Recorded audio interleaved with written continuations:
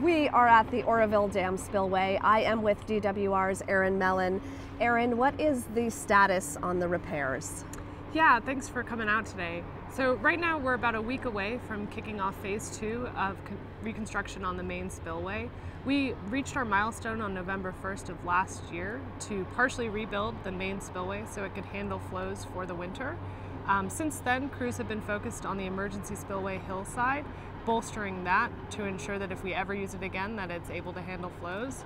And next week, we're going to see a lot of activity start up here on the main spillway, which you can see behind us. And they're going to start the second phase of reconstruction, which will bring it back to final design.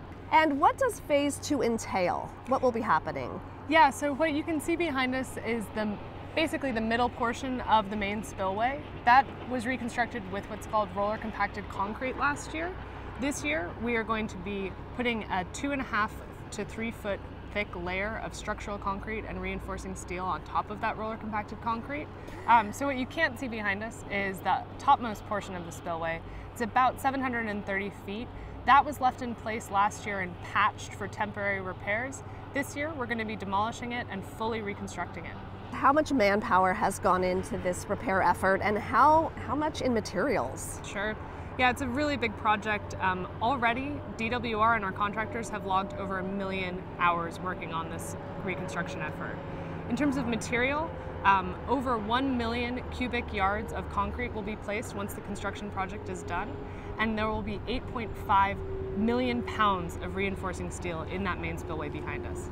Have there been technical advancements that have helped with repairs compared to when the spillway was originally built?